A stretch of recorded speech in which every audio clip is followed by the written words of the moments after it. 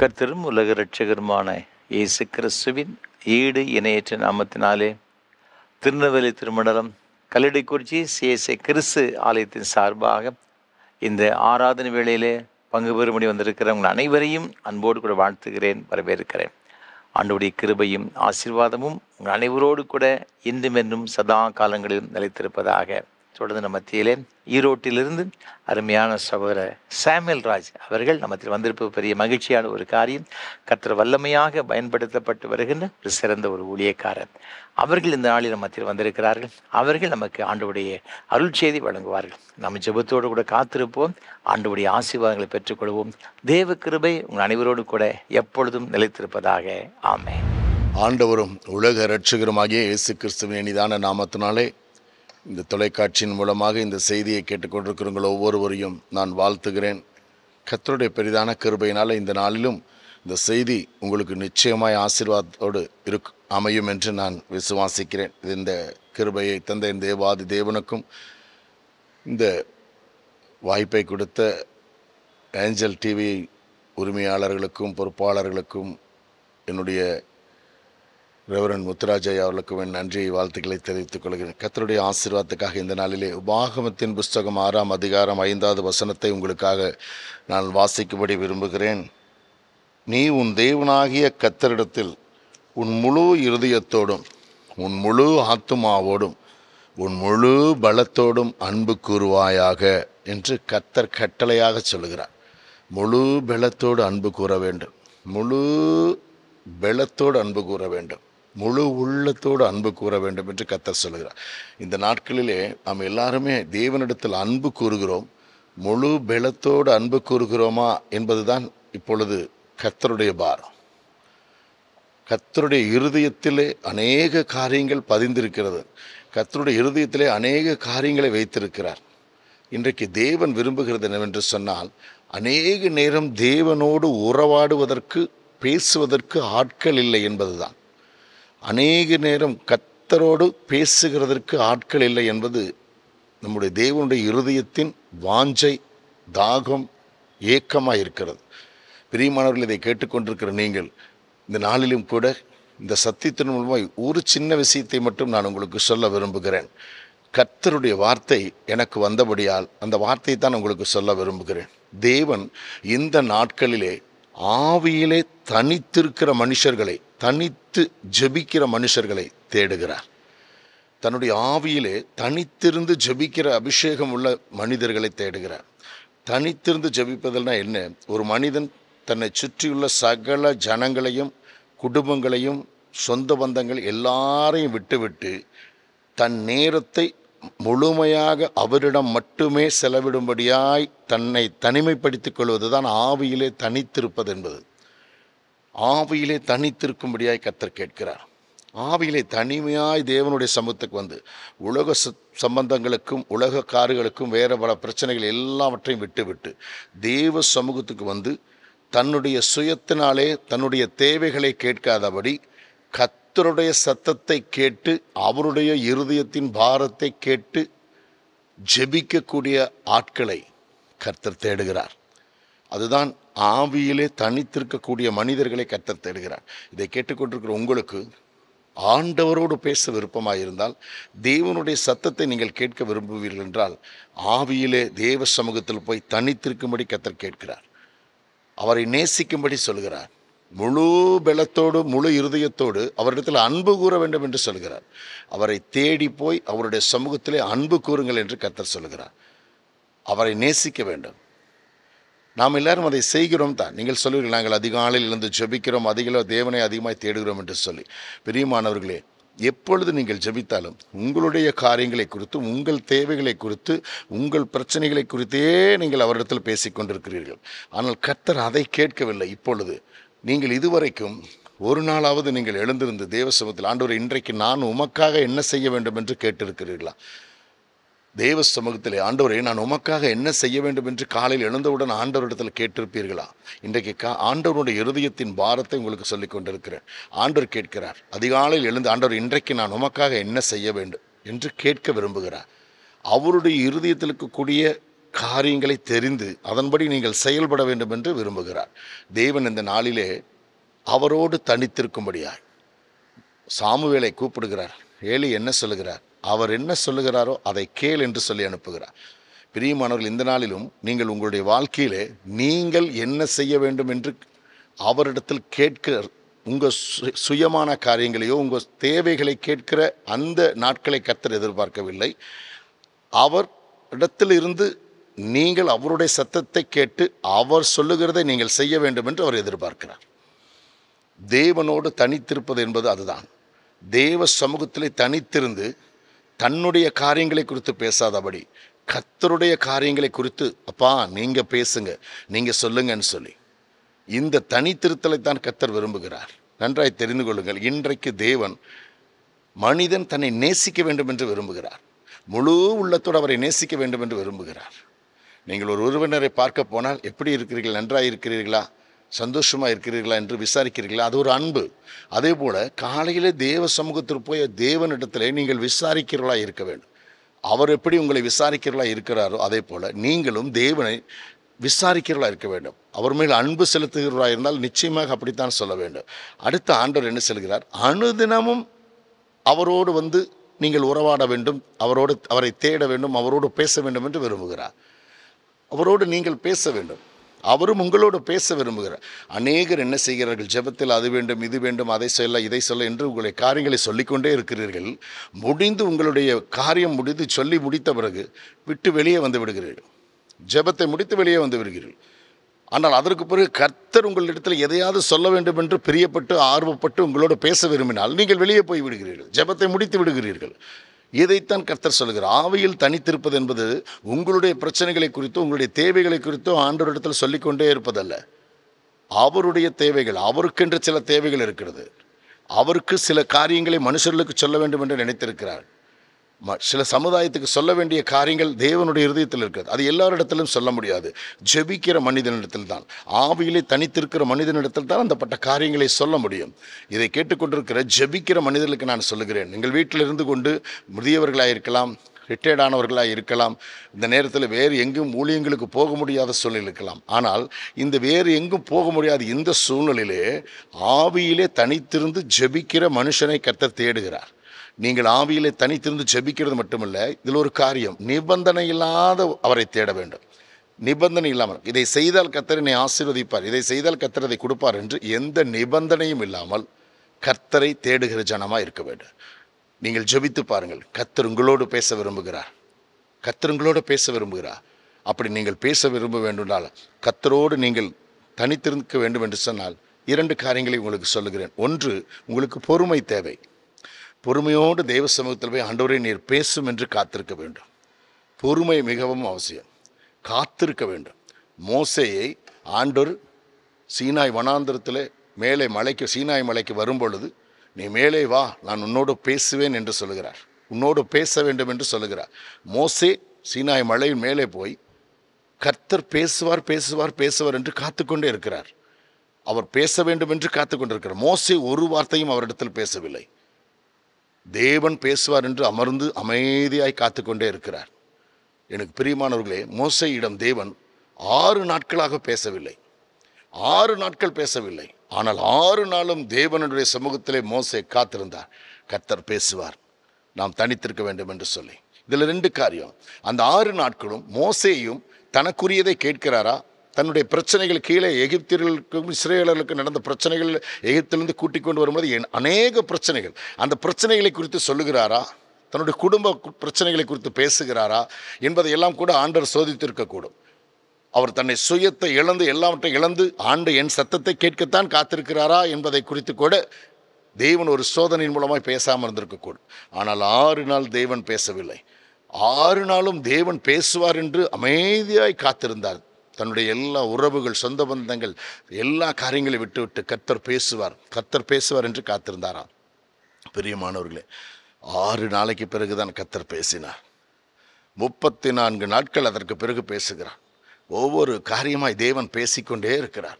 மோசேயிடத்தில் பேசிக்கொண்டே இருக்கிறார். 34 நாட்கள் இன்றைக்கு இப்பொழுது 10 நிமிஷம் பேசி முடித்து விடுவார், இன்னும் 1 மணி நேரத்தில் முடித்து விடுவார் என்று அவர் அந்த சோர்ந்து போகவில்லை.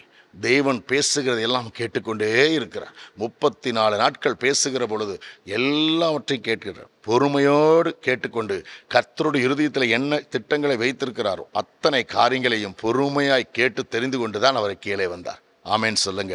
இந்த வார்த்தையின்படி நான் சொல்லுகிறேன், கர்த்தர் உங்களோடும் பேச விரும்புகிறார். என் தேவன் உங்களோடு பேச விரும்புகிறார். மோசே தேவன் எப்படி பேசுவார் என்று ஒருவேளை பொறுமை இழந்திருக்கலாம். 6 நாட்கள் காத்திருந்த மோசேக்கு தேவன் கொடுத்த அபிஷேகம் என்ன? அதற்கு பிறகு 34 நாட்கள் பேசினார். இன்றைக்கும் கூட நான் உங்களுக்கு சொல்லுகிறேன், எனக்கு பிரியமானவர்களே, தேவனோடு தனித்திருங்கள். தேவ சமூகத்தில் போய் தனித்திருங்கள். நீங்கள் பேசுவதை நிறுத்துங்கள். நீங்கள் சொல்லிக்கொண்டே இருப்பதை நிறுத்துங்கள். கர்த்தர் பேசுகிறதை கேளுங்கள். தேவன் உங்களுக்காக பேசுவார். தேவன் உங்கள் மூலமாய் பேசுவார். உங்களுக்குள்ளே நல்ல வார்த்தைகளை விதைப்பார். தேசத்திற்காக இதை செய்ய வேண்டும், சபைகளுக்காக இதை செய்ய வேண்டும், இதை இப்படி பண்ண வேண்டும் என்று தேவன் உங்கள் மூலமாக சில வெளிப்பாடுகளை கொடுப்பார். உங்களோடு பேசுவார். உங்கள் குடும்பத்தை அல்ல, உங்கள் உறவுகளை பற்றி அல்ல, தேசத்தை குறித்தும் அழிந்து போகிற ஆத்மாக்களை குறித்து கர்த்தர் உங்களோடு பேச ஆரம்பிப்பார்.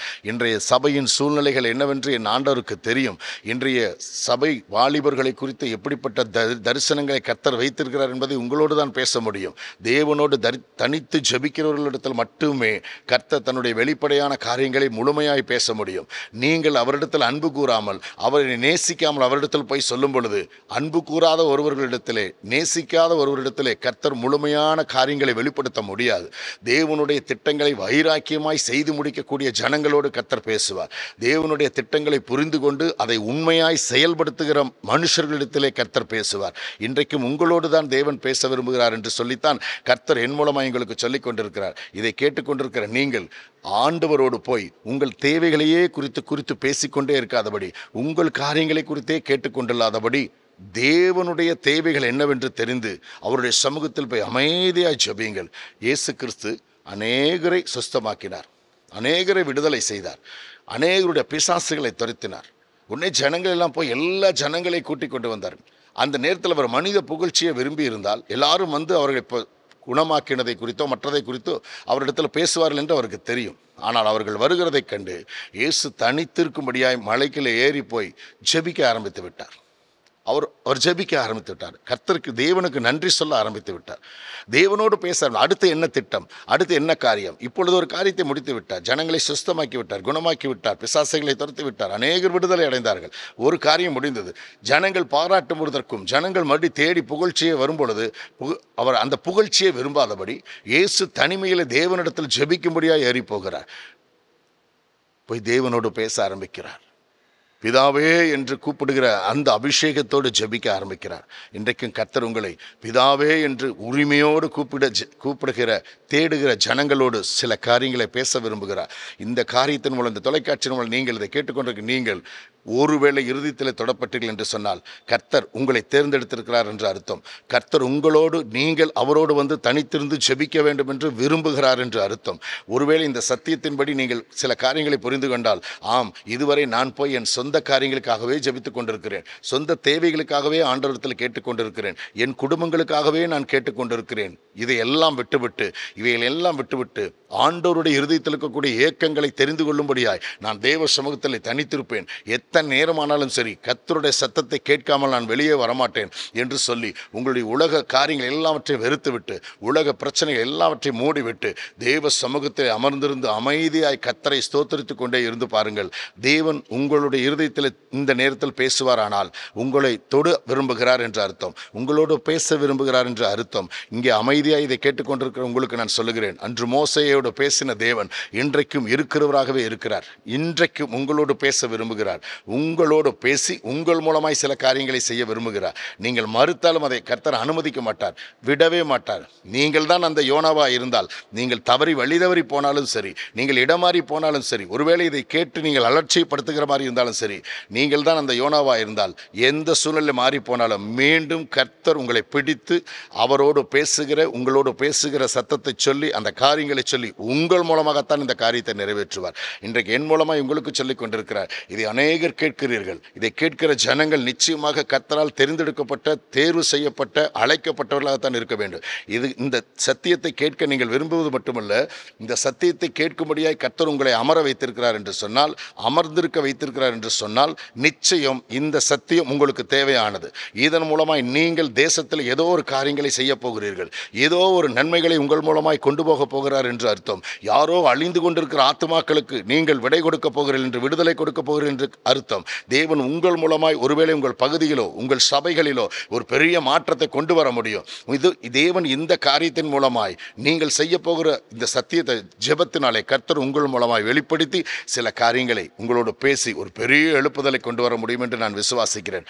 தேவன் இந்த நேரத்தில் உங்களுடைய பெயர்களை முன்குறித்து, உங்களுடைய எண்ணங்களை புரிந்து கொண்டு இந்த நேரத்தில் உங்களோடு பேசிக்கொண்டிருக்கிறார். ஓ, நீங்கள் தெரிந்து கொள்ளுங்கள், நான் இந்த நேரத்தில் ஆயத்தமாக வேண்டுமோ என்று புரிந்து கொள்ளுங்கள். நீங்கள் ஆயத்தப்படுங்கள் என்று கர்த்தர் சொல்லுகிறார். எசேக்கியேல் 38:7 நீ ஆயத்தப்படு, உன்னுடனே கூடின கூட்டத்தை ஆயத்தப்படுத்து, உன்னுடைய ஜனங்களை நீ ஆயத்தப்படுத்துங்கள் என்று கர்த்தர் சொல்லுகிறார். இந்த நேரத்தில் நீங்கள் ஆயத்தப்பட வேண்டிய நேரம். இந்த நேரம் கர்த்தருக்காக நீங்கள் போய் தேவ சமூகத்தில் முழங்காலில் நின்று ஜெபிக்கிற நேரம், ஆவியிலே தனித்திருக்கிற நேரம். இந்த ஆவியிலே தனித்திருந்து கர்த்தரோடு நீங்கள் அமைதியாக இருந்து தேவ சமூகத்தில் அவர் என்ன பேசுகிறார் என்று கேளுங்கள்.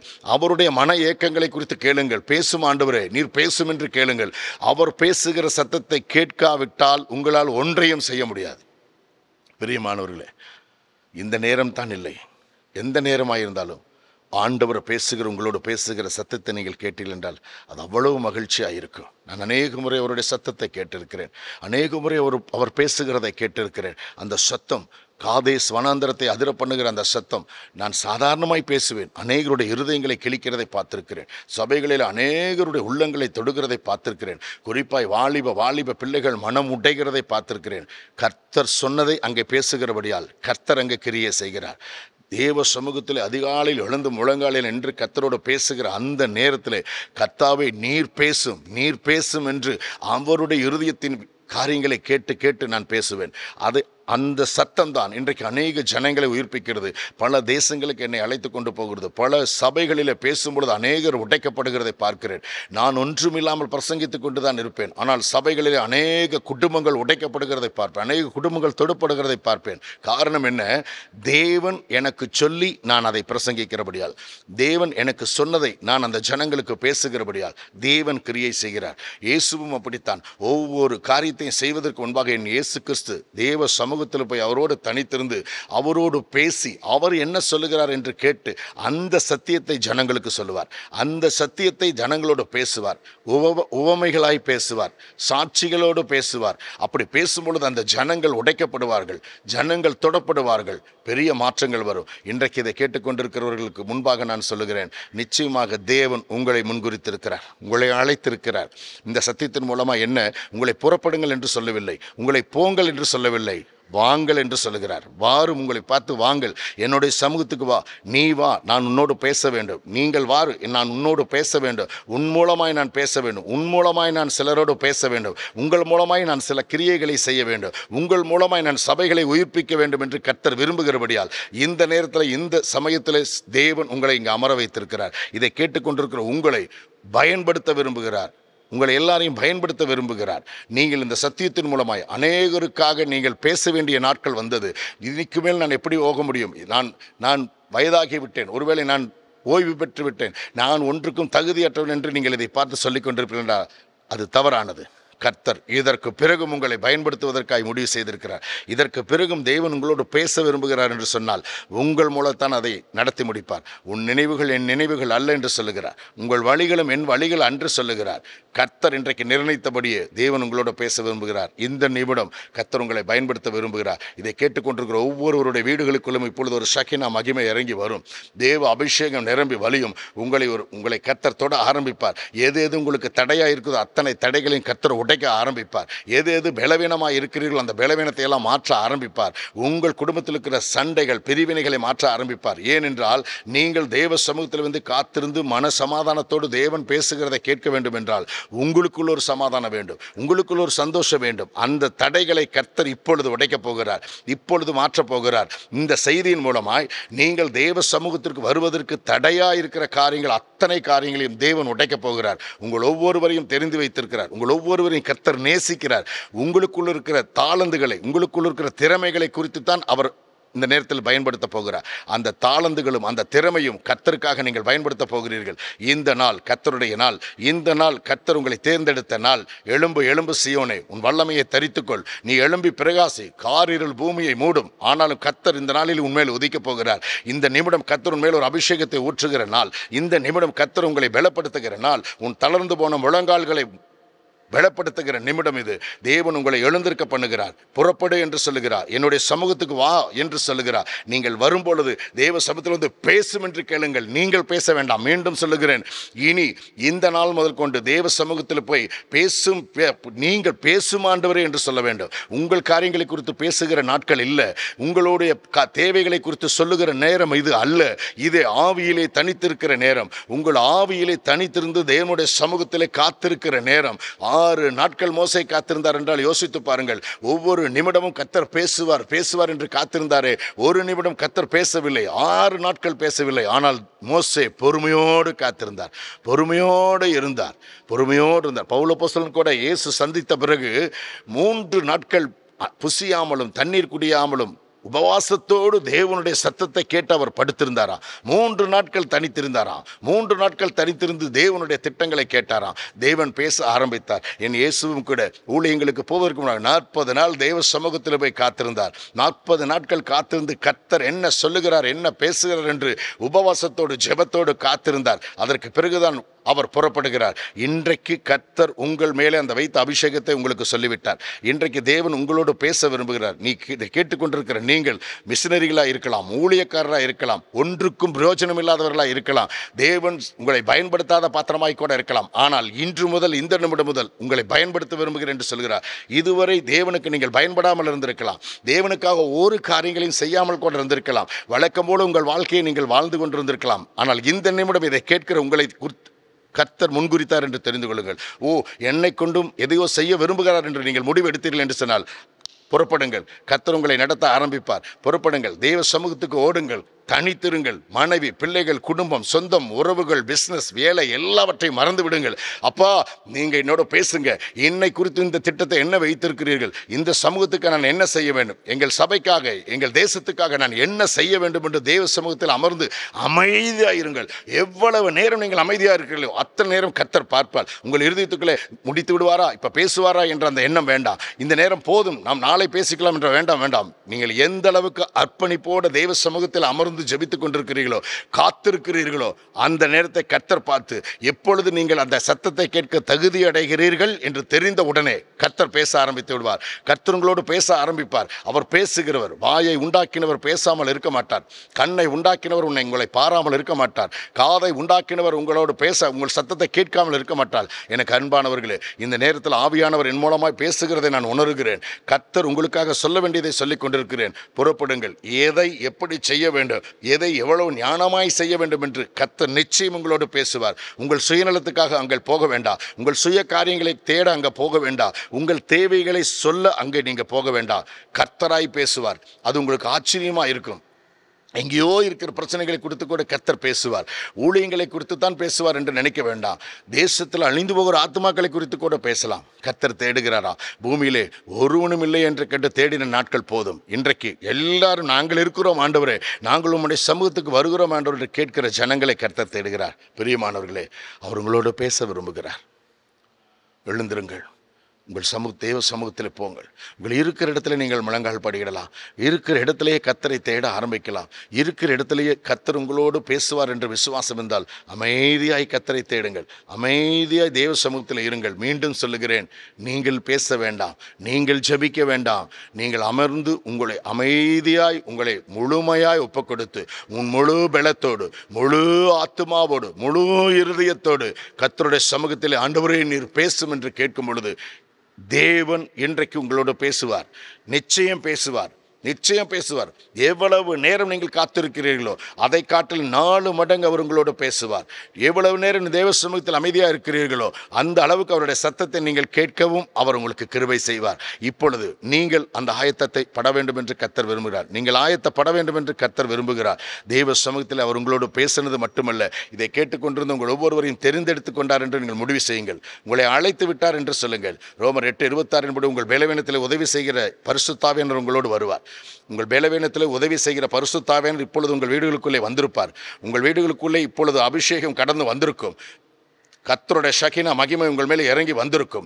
பரிசுத்த ஆவியானவர் உங்கள் பலவீனங்களை உதவி செய்ய உங்கள் அருகிலே வந்திருப்பார். இப்பொழுது உங்கள் அருகிலே இருப்பார்கள். நீங்கள் பரிசுத்த ஆவியானவர் பலத்தோடு இப்பொழுது ஜெபிக்க ஆரம்பியுங்கள். கர்த்தரோடு ஜெபிக்க ஆரம்பியுங்கள். அவரை ஸ்தோத்தரிக்க ஆரம்பியுங்கள். இப்பொழுதே உங்கள் வாயிலிருந்து ஸ்தோத்திரங்கள் பெருகட்டும். இப்பொழுதே உங்கள் துதிகளில் வாசம் செய்கிற என் தேவாதி தேவனை துதிக்க ஆரம்பியுங்கள். நீங்கள் ஸ்தோத்தரிக்க ஸ்தோத்தரிக்க ஸ்தோத்தரிக்க உங்கள் வீடுகளுக்குள் ஒரு தேவ சமாதானம் பெருகி வந்து கொண்டே இருக்கும். ஒரு அபிஷேகம் வந்து கொண்டே இருக்கும். கர்த்தரால் ஊற்றப்படுகிற அந்த மகிமை உங்கள் வீடுகளுக்குள்ளே இறங்கி வரும். நீங்கள் அதை கேட்கிற பொழுதே உங்களுக்குள்ள ஒரு மகிமை இறங்கி கொண்டே இருக்கும். தேவ ஆவியானவர் உங்களை முழுமையாய் நிரப்பிக் கொண்டிருக்கிறதை நீங்கள் உணர ஆரம்பிக்கலாம். நீங்கள் அப்படியே ஸ்தோத்தரியுங்கள், அப்படியே துதியுங்கள். தேவன் உங்களோடு பேசுவார், கர்த்தர் உங்களோடு பேசுவார். இதை கேட்டிருக்கிற உங்கள் குடும்பங்களிலே கூட அந்த தேவ பிரசன்னமும் மகிமை இறங்கி வந்திருக்கிறதை உணர ஆரம்பிப்பீர்கள். எப்படியே எழுந்து நீங்கள் முழங்கால் படியிடுவர்கள் முழங்கால் படியலாம், ஜெபிக்கிறவர்கள் என்னோட சேர்ந்து ஜெபிக்கலாம். உங்கள் வீட்டை மட்டும் கர்த்தர் நிரப்பப் போவதில்லை. அவர் என்ன திட்டங்களை வைத்திருக்கிறாரோ அந்த இடங்கள் முழுவதுமாய் தேவ மகிமை நிரம்புகிறதை பார்க்கலாம். நீங்கள் அப்படியே தேவ சமூகத்தில் இப்பொழுதும் கர்த்தர் என்ன பேசுகிறார் என்று தேவ சமூகத்தில் காத்திருக்க முடிவு செய்த நீங்கள் இப்பொழுது ஆயத்தமாக என்னோடு ஜெபிக்கலாம். கர்த்தர் உங்களோட thank you holy spirit, thank you lord, thank you Jesus, நன்றி இயேசு சுவாமி.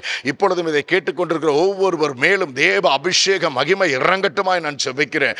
ஆண்டவரே, நீர் முன்குறித்து திட்டமிட்டபடியே இதை கேட்டுக்கொண்டிருக்கிற இதோ நெகேமியாக்கள் அங்கே கேட்டுக்கொண்டிருக்கிறார்கள், தெபோராக்கள் கேட்டுக்கொண்டிருக்கிறார்கள் சுவாமி, எஸ்தர் ராஜாத்திகள் கேட்டுக்கொண்டிருக்கிறார்கள் சுவாமி, பவுல் அப்போஸ்தலர்கள் கேட்டுக்கொண்டிருக்கிறார்கள் சுவாமி. ஆண்டவரே, தீர்க்கதரிசிகள் இதை கேட்டுக்கொண்டிருக்கிறார்கள். கர்த்தருக்காய் அர்ப்பணித்த மனிதர்கள் இதை கேட்டுக்கொண்டிருக்கிறார்கள். அவர்கள் ஒவ்வொருவரையும் கர்த்தர் தொடுவீராக. இப்பொழுது அந்த வீடுகளுக்குள் ஒரு தேவ பிரசன்னம் இறங்கி வரட்டுமாய் நான் ஜெபிக்கிறேன். ஒரு தேவ மகிமை இறம்பி வரட்டுமாய் நான் ஜெபிக்கிறேன். அந்த வீடுகளில் உள்ள நிலைக்கால்களில் பஸ்கா ஆட்டுக்குட்டி ரத்தம் தெளிக்கப்படட்டும் சுவாமி. இப்பொழுதே அவர்களை முன்குறித்து அவர்களை தொட்டு அபிஷேகித்து புறப்படுங்கள் என்று சொல்லுங்கள். உம்முடைய இருதயத்தின் ஆழத்தில் இருக்கிற காரியங்களை அவருக்கு வெளிப்படுத்தும்படியாக ஜெபிக்கிறேன். அதே நேரத்தில் இருக்கிற அவருடைய பலவீனங்களை எடுத்து போடும், அவர்கள் சுகவீனங்களை எடுத்து போடும், அந்த குடும்பத்தில் இருக்கிற போராட்டங்களை எடுத்து போடும், அவர்களுடைய தேவைகளை சந்தித்து அவர்களை பயன்படுத்தும்படியாக நான் ஜெபிக்கிறேன். நீர் அப்படி செய்கிற கர்த்தராக இருக்கிறபடியால் உம்மை ஸ்தோத்தரிக்கிறேன் சாமி. இதை கேட்டுக்கொண்டிருக்கிற எல்லா குடும்பங்களையும் ஆசீர்வதியும், அவர்கள் தேவைகளை சந்தியும், குடும்பத்தினுடைய அப்பத்தின் தண்ணீரையும் ஆசீர்வதித்து எண்ணெயும் மாவும் குறைந்து போகாதபடி அவர்களை ஆசீர்வதியும். பரிசுத்தமாக்கும் ஆண்டவரே, பரிசுத்தமாக்கும். உம்முடைய இரத்தத்தினாலே கழுவி சுத்திகரிக்க முடியாது ஜெபிக்கிறேன். இந்த நேரம் அவர்களுக்குள்ளே காண்டாமிருகத்துக்கு ஒப்பான ஒரு பலன் அவர்களுக்கு இறங்கி வந்திருப்பதற்காய் ஸ்தோத்திரம். ஓ, கர்த்தர் என்னையும் பயன்படுத்த விரும்புகிறாரோ, கர்த்தர் என் மூலமாயும் ஏதோ சந்திக்க விரும்புகிறாரோ, யாரை சந்திக்க விரும்புகிறார், எதை சந்திக்க விரும்புகிறார்? ஒருவேளை என் சபையிலே என் மூலமாய் ஒரு எழுப்புதல் வருமோ, ஒருவேளை இந்த சமூகத்துக்கு இந்த பகுதிக்கு என் மூலமாய் ஒரு மாற்றம் வருமோ என்று ஆண்டவர் அவர்கள் இருதயம் தொடப்படட்டுமாய் நான் ஜெபிக்கிறேன். அவர்கள் அதை உணர்ந்து கொள்ளட்டுமாய் நான் ஜெபிக்கிறேன் சுவாமி. கர்த்தர் அவர்களை தொடுவீராக. இந்த நேரத்திலே அவர்கள் இருதயத்திலே ஊற்றப்பட்ட அந்த அபிஷேகம் தொடர்ந்து கொழுந்து விட்டு எரியட்டுமாய் நான் ஜெபிக்கிறேன். கடைசி வரை நீர் அவர்களை பயன்படுத்தும். இந்த சத்தியத்தை கேட்ட உடனே அவர்கள் முழங்காலில் நின்று ஜெபிக்கும் பொழுது நீங்க பேசுங்கப்பா, அவர்களோடு பேசுங்க. தொடர்ந்து ஒவ்வொரு நாளும் பேசுங்க, ஒவ்வொரு நிமிடமும் பேசுங்க. ஆண்டவரே, நீர் அப்படி செய்கிறக்காய் ஸ்தோத்திரம். நாங்கள் ஆவியிலே தனித்திருந்து ஜெபிக்கிற அபிஷேகத்தை எங்களுக்கு தார். உம்முடைய சத்தத்தை மட்டுமே கேட்கிற அந்த பலனையும் கிருபைகளையும் நீர் எங்களுக்கு தரும்படியாய் ஜெபிக்கிறோம்.